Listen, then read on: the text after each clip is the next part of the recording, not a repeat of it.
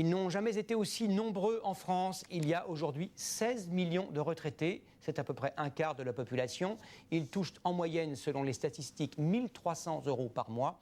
Pour mieux comprendre les attentes de ces seniors à l'approche de l'élection présidentielle, nous avons rencontré l'une de ces retraitées en Picardie. C'est une nouvelle histoire de campagne. Elle nous est racontée par Mathieu Dupont et Vincent Pierron.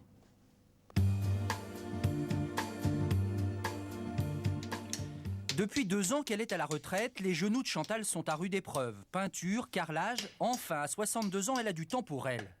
J'ai eu peur de m'ennuyer, donc j'ai fait plein de choses et peut-être trop de choses à la fois en fait. Ouais. J'ai refait toute cette maison. Il faut dire que cette ancienne directrice de com dans l'agroalimentaire était une femme surbookée. Mais fini les strass et les paillettes, comme elle dit, avec son mari. Elle quitte Paris, trop cher, besoin d'espace, de nature, direction Frucourt, un village de 150 habitants en Picardie. Le choc est rude.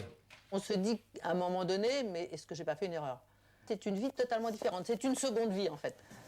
Une seconde vie dans laquelle il faut assumer son nouveau statut. Tiens, bah voilà ce qu'on reçoit à la retraite, tu vois. Retrouver forme, tenue, joie de vivre, comment soigner son arthrose, quand c'est pas, avez-vous pensé à vos obsèques? Alors là, ça donne un coup quand même. Et à propos de coûts, justement, la vie de retraité s'accompagne souvent d'une chute de revenus de 40%. C'est un choc, c'est exact. Mais ce qu'il y a, c'est qu'en fait, on a beaucoup moins de besoins. Avec 2 000 € par mois, Chantal ne se plaint pas, elle le sait, c'est 700 € de plus que la retraite moyenne. Mais malgré tout, il faut changer ses habitudes. Je vais effectivement regarder un petit peu les prix. Par exemple, avant, j'achetais comme ça, bon, j'avais besoin d'un kilo de tomates, je prenais des tomates. Aujourd'hui, je compare d'un magasin à un autre. Et en plus, effectivement, voilà, je regarde les étiquettes, ce que je ne faisais pas avant.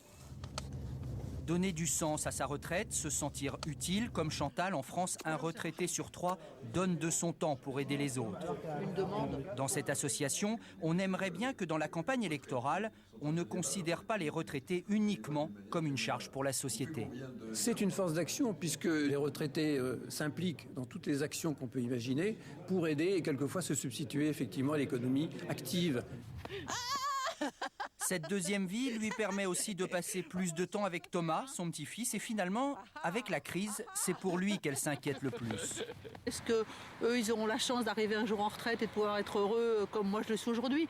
J'ai un peu le sentiment que je suis la dernière génération de retraités qui vont vraiment profiter et vivre de leur retraite. En 2050, la France comptera 23 millions de retraités.